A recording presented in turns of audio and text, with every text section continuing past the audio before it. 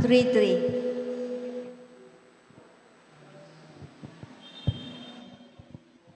133. 133.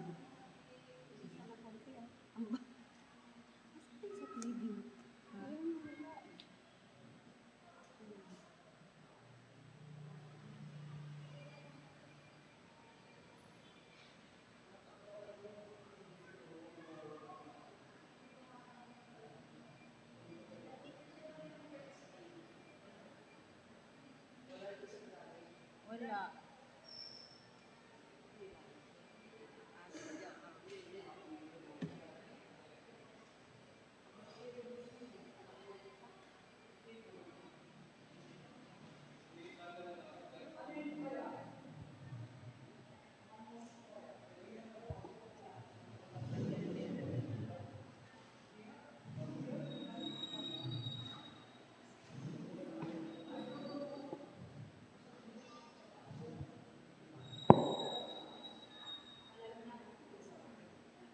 Halika na dito, Mars. Samahan ka namin. Nauna na kami kasama mo.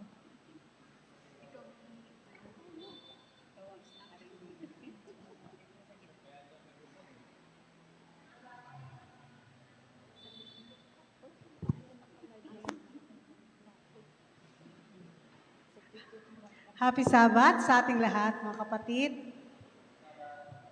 Ayan, sa ating pong pag-umpisa ng ating pagsamba, ating pong awitin ng Worthy, Worthy is the Lamb.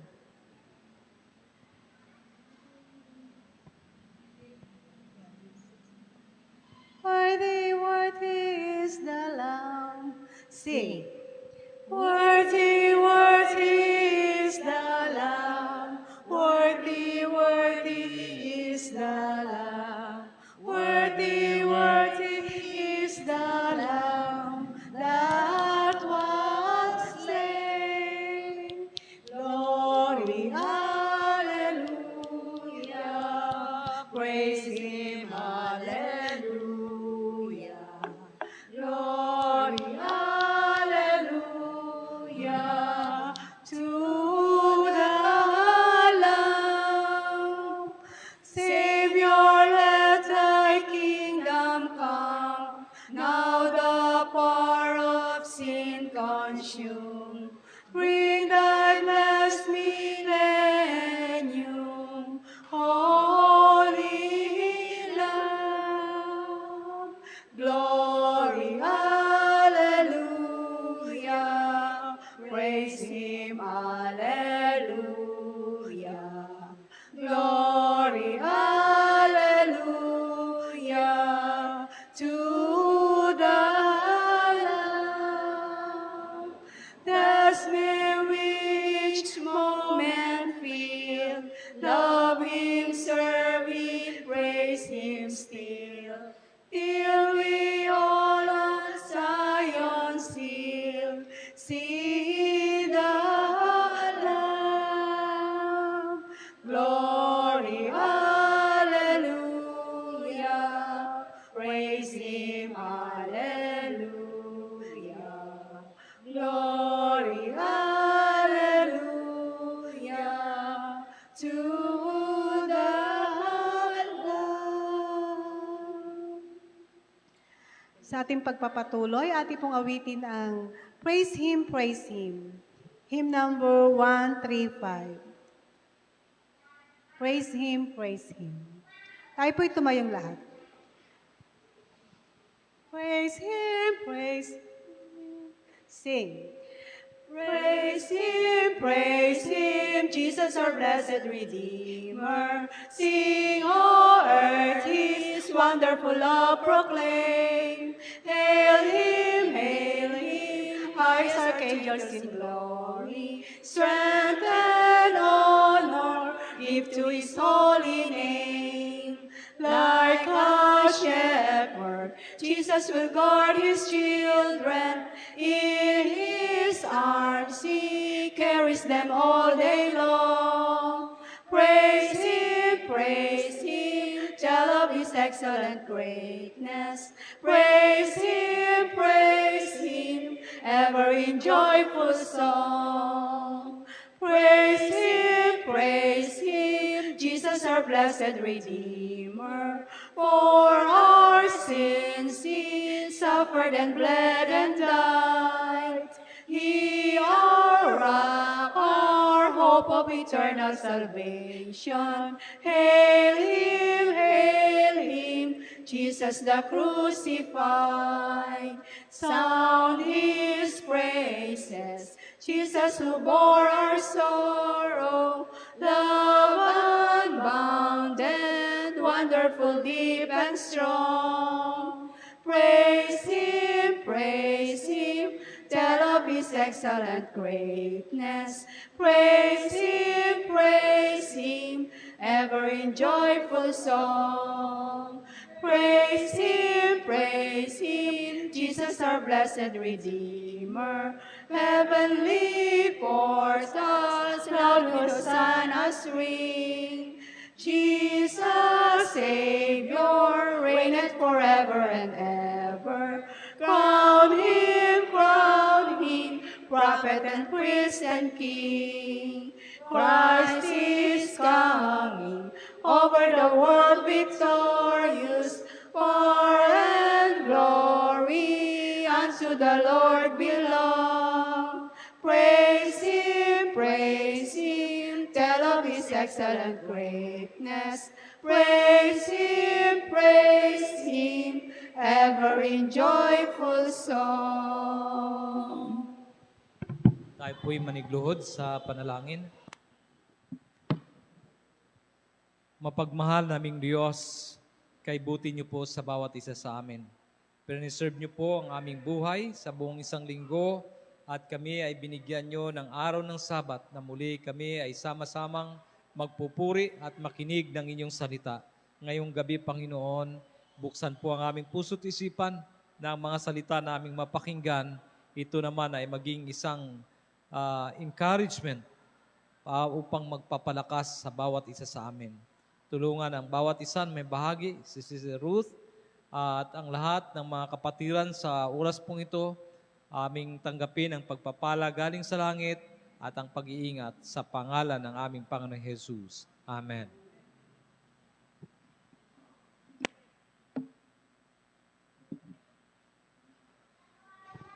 Happy Sabbath, mga kapatid. Ayun. Ang bilis ng panahon, Brother Melfred. Parang kahapon lang, Sabado. Ngayon, Sabado na naman. Amen. Nakita ko, Sister, araw-araw yan, nagpupunta sa Casimiro, magtitinda ng saging. At siya nagsisikap upang mabuhay. Yan ang anak ng Diyos. Hindi nagpapalimos. Nagsisipag upang mabuhay. Mga kapatid, sa gabing ito, mapalad tayo na tayo ay makapakinig ng salita through Sister Ruth Gallego. At salamat sa nagbigay ng ating nagpapawit, ang ating tatlong magkapatid, at ang inyong lingkod na siyang nagbigay ng opening prayer. Bago pa man ay ating pakinggan ang awit ng ating kapatid, si Brother Jomar at si Sister Jaira.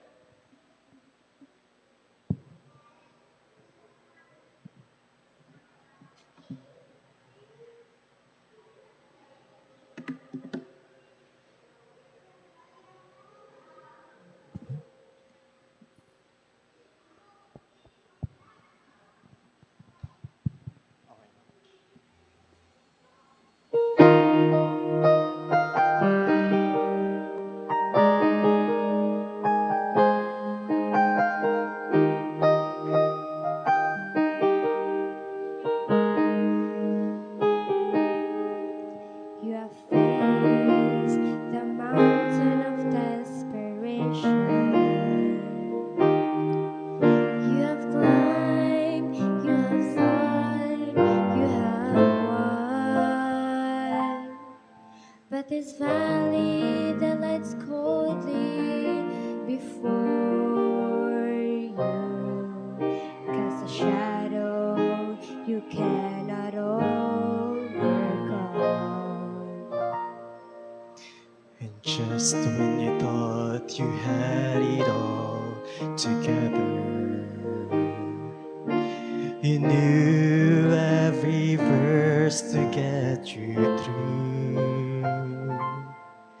But this time the sorrow broke more than just your heart, and reciting all those verses just won't do. When answers aren't enough, there is Jesus. He's more than just an answer to your prayer, and your heart will find a safe and peaceful refuge. When answers aren't enough, He is there.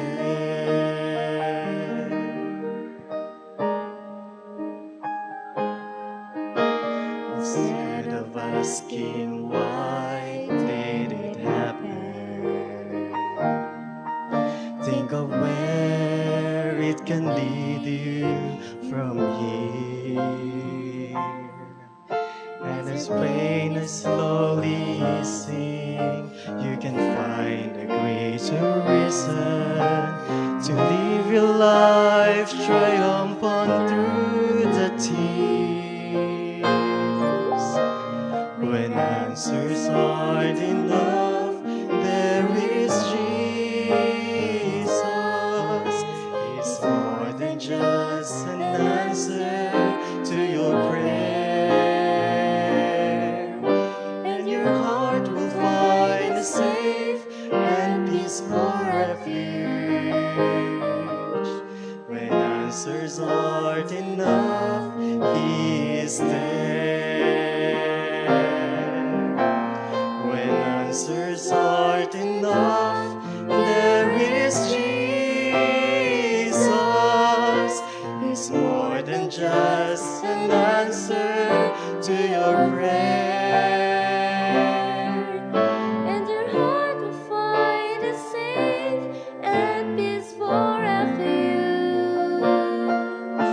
When answers aren't enough, when answers aren't enough, when answers aren't enough, He's there.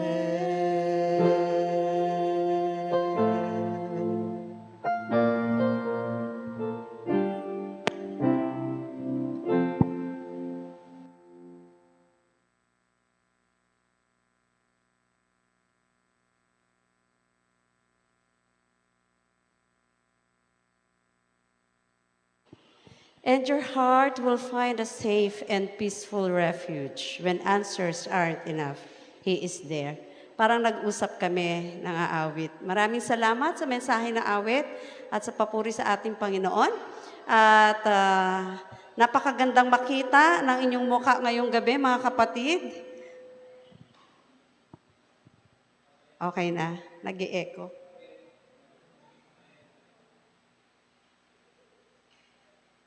Ayan.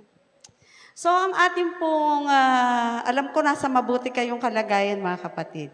At purihin ang Panginoon na tayo ay minsan pa sumapit sa araw ng Sabat. Ano po? Ang ating pong pag-uusapan ngayong gabi mga kapatid ay katurugtong ng topic ni Elder Roy last Wednesday. So ngayon ay chapter 84 at ito ay merong pinamagatang The Resurrected Christ Appears. And it is based on Luke 24:33 to 48 and John 20:19 to 29. Pero I will focus sa Luke 24:33 to 48. Para magkaroon tayo po ng idea kung ano po yung pag-uusapan natin ngayong gabi, nais ko kayong magbuklat ng inyong mga banal na kasulatan, mga kapatid. Dahil gusto kong basahin muna ang Lucas 24, ang mga talata ay nasa 33 hanggang 48. Sige po, buklat tayo ng ating Bible. Do you have your Bibles with you? And I will read from New King James Version. 33.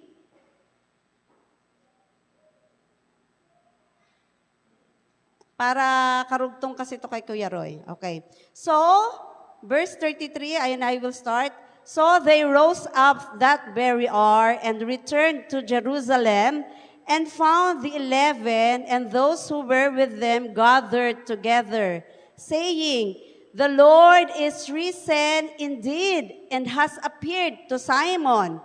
And they told about the things that had happened on the road and how he was known to them in the breaking of the bread. Verse 36, now as they said these things, Jesus himself stood in the midst of them and said to them, "Peace to you." But they were terrified and frightened and supposed they had seen a spirit, sa ibang translation, a ghost. And he said to them, "Why are you troubled? And why do doubts arise in your hearts? Behold my hands and my feet, that it is I myself. Handle me and see, for a spirit does not have flesh and bones, as you see I have." 40. When he had said this, he showed them his hands and his feet. But while they still did not believe for joy and marveled, he said to them, "Have you any food here?" So they gave him a piece of a broiled fish and some honeycomb. And he took it and ate in their presence. 44. Then he said to them, "These are the words which I spoke to you while I was still with you, that all things must be fulfilled which were written in the law of Moses and the prophets and the Psalms concerning me." 45. And he opened their understanding that they might comprehend the scriptures. Then he said to them, "Thus it is written, and thus it was necessary for the Christ to suffer and to rise from the dead the third day, and that repentance and remission of sins should be preached in his name to all nations, beginning at Jerusalem." Last text. "And you are witnesses of these things." Okay. So dyan po iikot ang ating pag-uusapan ngayong gabi. Mga kapatid, ngayong gabi ay we will reflect on a powerful moment after the resurrection of Jesus. Yung mga disipulo, nandoon sila sa upper room. No? Sa tagpong ito, they were in the upper room and sila ay nandoon na merong pagkatakot, fear. No? Bakit? Their hopes had been shaken. Their leader, si Jesus Christ, ay namatay, and they were confused, discouraged, and afraid. Suddenly, picturein natin mga kapatid, no? Nung pumasok, pag binasa natin yung account sa Heaven with Love, nung pumasok si Pedro, at yung kasama niya, sino ang kasama niya? Sino yun? Elder Roy? Saan si Elder Roy? Nakalimutan ko yung name. No? Kasabay noon si Jesus, pero walang nakapansin sa kanya, no? Sabi doon. So suddenly, si Jesus ay nag-appear sa kanilang kalagitnaan at nagsabi ng ganitong mga kataga, "Peace be unto you." Sa Luke 24 verse 36. Ito ay, ang mga words na to ay hindi lang noong mga panahon nila, no? Para sa mga disipulo. Ito rin ay para sa atin ngayon. Peace be unto us, no? Kaya sa storyang ito, gusto ko pong mag-share sa inyo ng mga tatlong mga mahalagang mga punto o lessons. Okay. Ang una po, sabi dyan, the disciples were confused and afraid. Their homes seemed shattered. The doors were closed. Bakit nga po close yung door? Kasi po, sila ay natatakot kasi baka hulihin din sila. Isa yun sa mga rason kung bakit sila ay nagtatago sa upper room at nakasarado ang pintuan. Ano? Okay, next slide po. Okay. Ang unang lesson, Jesus comes to us in our fear. Imagine natin mga kapatid na ang mga disipulo that evening, sabi, the doors were closed. They were afraid of the authorities. At yung kanilang mga puso ay nagugulumihanan, troubled. At hindi nila alam kung anong mangyayari, yung uncertainty ng future. At biglang-bigla dumating ang kanilang leader. Nung kanilang nakita si Jesus, yung mga disciple ay natakot. Akala nga nila nakakita sila ng multo. No? Pero sabi ng Panginoon, ang multo ay walang katawan, 'di ba? Walang flesh, no?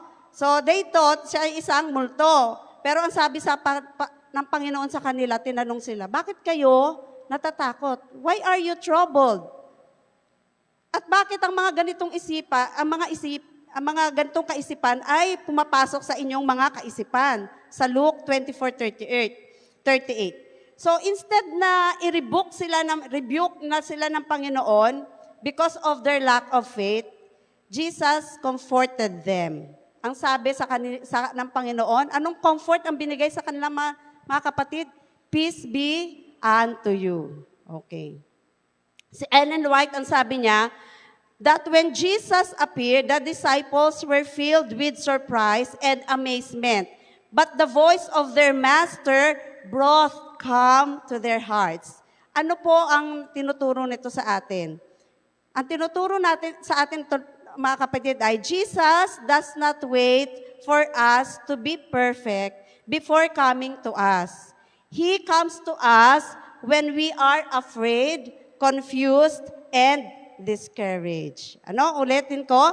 Jesus comes to us when we are afraid, confused, and discouraged. Maraming mga tao ngayon, mga kapatid, ay living behind closed door of fear. Ano yon? Fear of future. Lalo na sa mga nangyayari ngayon sa Middle East, no? Ay, ano na mangyayari sa atin ngayon? Nakakatakot naman, di ba?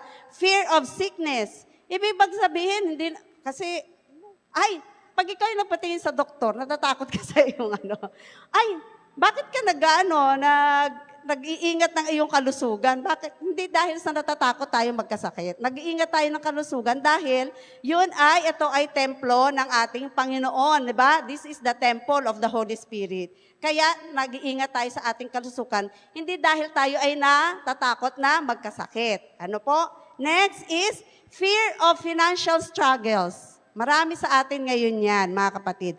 And fear of uncertainty. Tunay nga naman, hindi naman natin alam ang future. Because the future is in the hands of our Lord Jesus Christ. Next slide po. Next po. Ayan. But just as Jesus entered that room long ago, He still enters troubled hearts today, and He still says, peace be unto you. Peace be unto us. Ano po? Yun po yung unang lesson. Next is, Jesus strengthens our faith. After na i-calm ng ating Panginoon ang mga disipulo dahil sila ay natakot at sinabi sa kanila, peace be unto you, Jesus showed them His hands and His feet. At sinabi ng Panginoon, behold my hands and my feet. Para patunayan niya na ito ako, 'di ba? Sa verse 39. Bakit sa palagay niyo ginawa ng Panginoon na ipakita ang kanyang hands at ang kanyang feet? Bakit sa palagay niyo? Kasi kailangan nila ng assurance. Parang tayo rin yan ngayon eh. Hindi tayo agad naniniwala, kailangan natin ng kasiguraduhan, 'di ba? Kailangan nating may assurance. Okay. They needed evidence that time that Jesus truly had risen from the dead. And the Bible even says that they still struggled to believe because the news, parang too good to be true. Parang sa atin ngayon, parang too good to be true na nabuhay ang ating Panginoon. It's too good to be true. So Jesus did something simple and personal. Ano yung ginawa ng Panginoon ng simple and personal? He asked for food. No? He ate food with them. And He break bread. Sabi, di ba? Nung bago siya mapako sa krus, ano ang huling ginawa ng Panginoon together with the disciples? Last Supper. He break bread with them. And after His resurrection, He also did the same. no? He asked for food, he break the food with them. And this showed them that he was not a ghost, that he was truly alive. Mga kapatid, sometimes ang ating pananampalataya is also weak. We also struggle with doubts. But the good news is this, mga kapatid. Jesus is patient with our doubts. Okay. Hindi ko alam mga kapatid kung kayo rin ay nakaranas na mag-doubt. Lalo na kapag minsan sa ating mga prayer tuwing umaga, natatakal namin to when we are reading Matthew, ay nandoon pa rin yung mga doubts sa atin. Parang hindi naaalis sa atin yung doubts, mga kapatid. Ako nga, nagda-doubt na ako sa ability ko ngayon eh. Alam niyo mga kapatid, minsan, lagi kong pinapasok sa isip ko na, Panginoon, ang wisdom nyo at yung thoughts nyo is different from mine. Because your thoughts and your ways are higher than mine. Pero alam mo mga kapatid, nagda-doubt ako sa ability ko ngayon. Bakit? Kasi from October 10, yun yung last employment ko. So until now, I have interviewed, Dumating pa sa punto na parang ako yung first dun sa interview, pero kaya hindi lahat ng first, laging yun ang nakukuha, kahit ikaw ang first, Lagi ka din pwedeng hindi, nababackseat ka. So sabi ko, one time, nandun ako, nagbumuni muna ako sa doon sa maliit na terrace. Nag-iisip-isip ako. Ayaw kong ilagay sa isip ko yung mga doubts. Ayaw kong maglagay noon. Gusto ko lang ilagay sa thoughts ko yung mga positive. Ayaw kong mag-entertain ng doubts. Ayaw kong mag-doubt sa ating Panginoon. Sabihin ko, darating din ang tamang panahon for me. May inilaan siyang for me siguro na hindi ko ngayon maintindihan. So, yun yung mga struggles natin everyday. So, kapag tayo nag-i-entertain ng doubts, minsan, magiging way yan ni Satan para yung ating pananampalataya ay mag-question tayo sa Panginoon, manghina tayo. Kaya kapag dumating sa atin yung punto na ganun, mga kapatid, i-combat natin yan. Paano natin mako-combat yung mga doubts na dumadating sa atin? He strengthens our faith through His Word. Kaya I am thankful that every day we have that prayer. Kasi lagi ako nare-remind, I always be reminded every day of His promises, His Word, His promises, and His presence in our lives, in my life. Ellen White reminds us that Christ opened the understanding of the disciples so they could see the scriptures clearly and understand the plan of salvation. In the same way, Jesus wants to open our understanding today. Pangatlo, mga kapatid, the risen Christ gives us a mission. Okay. Ano po yung mission na ito? So, hindi lang to nagtatapos ng kwento sa mga disipulo noon. Kahit nung after Christ was resurrected, ay meron pa rin siyang binigay na mission sa kanya mga disipulo, as yung gaya po na binasa natin kanina. So, after reassuring the disciples, Jesus gave them an important mission. He told them that repentance and forgiveness of sin should be preached in His name to all nations. Ano yung mission na yun? Ulitin ko. Repentance and forgiveness of sin should be preached in His name to all nations. So yung mga disipulo were not just witnesses of the resurrection. They were messengers of hope. Sa atin ngayon mga kapatid, we are also, hindi lang tayo yung nagbabasa, hindi lang natin yan sinasarili. We are also the messengers of hope in this last generation. Mga kapatid? And their mission was to tell the world. Ano yun? Died for our sins, Jesus rose from the grave, and Jesus offers forgiveness and new life. And this mission continues to us today. And as believers, we are called to share the message of salvation with others. Sabi nga po ni Ellen White, he reminds us that those who follow Christ must lovingly guide, sinners to repentance and point them to the forgiving mercy of the Savior. And our mission, mga kapatid, today is not to condemn people. No? Our mission is to lead them to Jesus. Kapag may dumating sa atin dito na matagal nating hindi nakikita at alam natin they live a life of sin before, hindi yan natin i-welcome dito, hindi tayo mag-murmur, mag-ano-ano, and sasabihin sa atin, i-condemn sila. But we will welcome them, and our mission is to lead them again to Jesus Christ.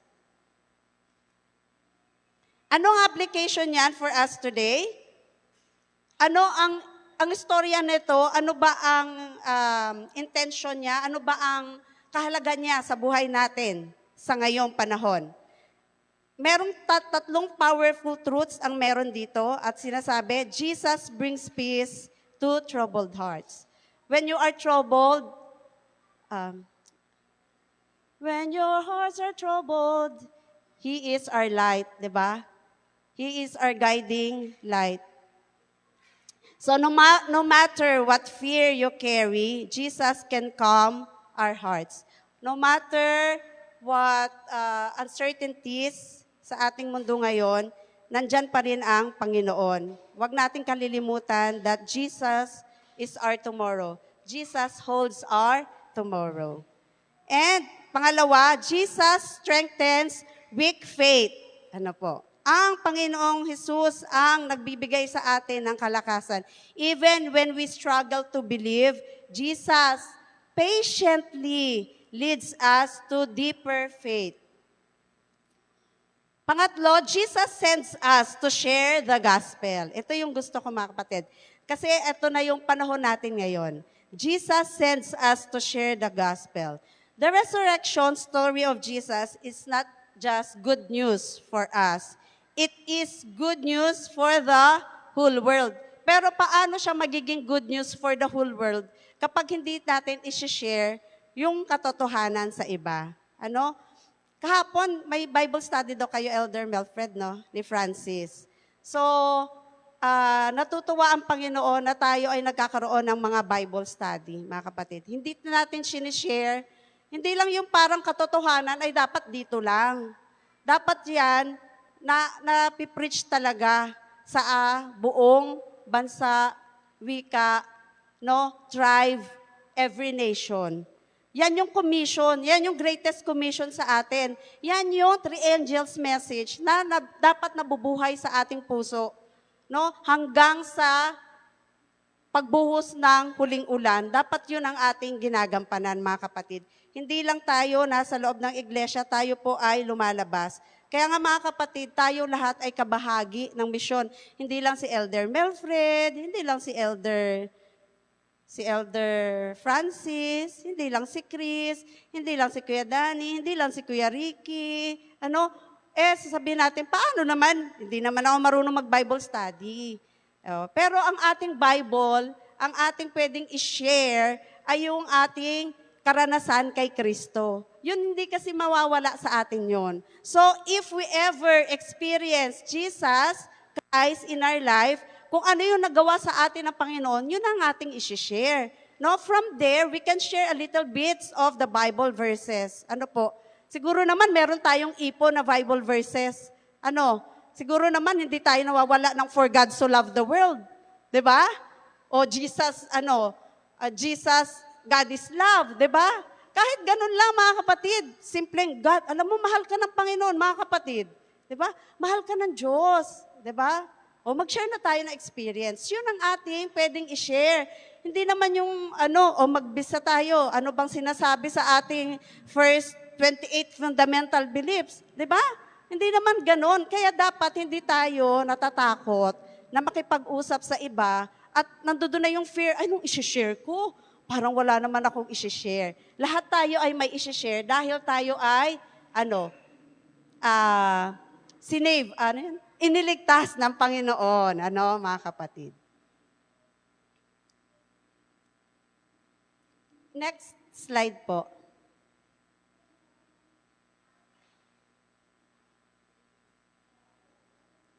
Kaya mga kapatid, Naniniwala tayo that Jesus is alive, alive, alive. Amen? That Jesus is alive, alive, no? The risen Savior is calling you and me tonight, today. Christ is offering what? Christ is offering peace. Peace for our fears. Faith for our doubts.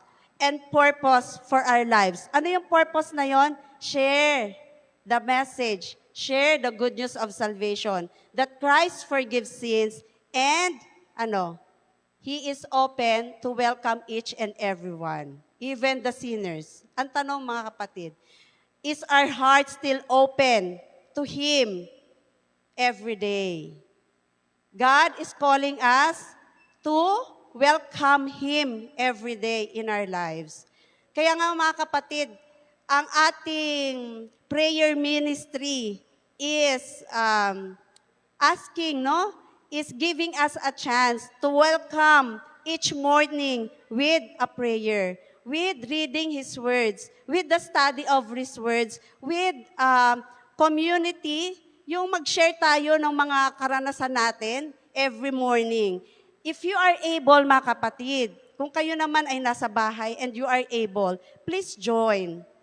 Maganda, nung umpisa, konti lang. Pero ngayon, dumadami na siya at ito ay international na. Merong from Spain, merong from Norway, at merong from France, na mga kapatid.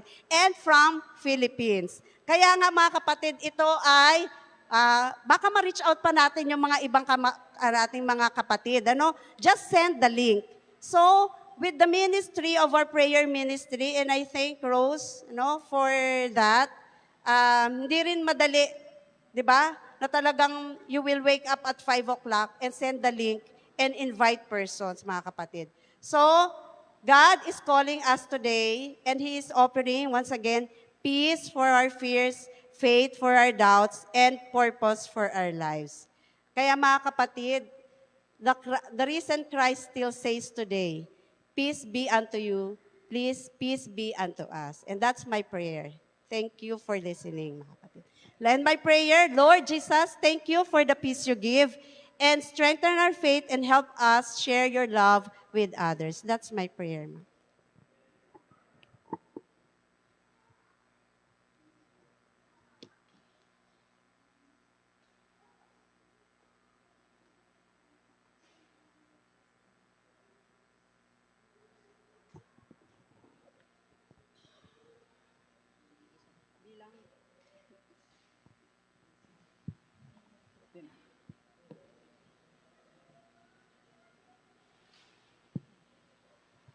Bilang tugon sa mensahe sa gabing ito, tayo po'y tumayo at ating awitin ang Anywhere with Jesus.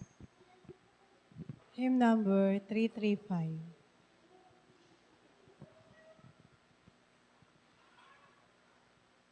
Anywhere with Jesus. Let us sing. Anywhere with Jesus I can safely go. Anywhere He leads me in this world below. Anywhere without Him dearest joys would fade. Anywhere with Jesus I am not afraid. Anywhere, anywhere, fear I cannot know. Anywhere with Jesus I can safely go. Anywhere with Jesus I am not alone. Other friends may fail me, He is still my own. Though His hand may lead me over dreary ways, anywhere with Jesus is a house of praise. Anywhere, anywhere, fear I cannot know. Anywhere with Jesus I can safely go. Anywhere with Jesus I can go to sleep. When the gloomy shadows round about me creep, knowing I shall waken nevermore to roam. Anywhere with Jesus will be home, sweet home. Anywhere, anywhere, fear I cannot know. Anywhere with Jesus I can safely go.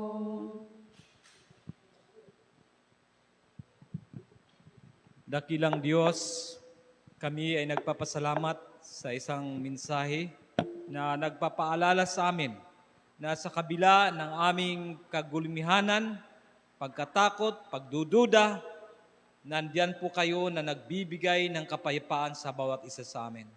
Salamat sa inyong sakripisyo at higit sa lahat sa inyong pagkabuhay muli na mayroon kaming pag-asa na tinatanaw na sa kabila ng kamatayan sa mundong ito, kami ay mabubuhay na kasama ninyo.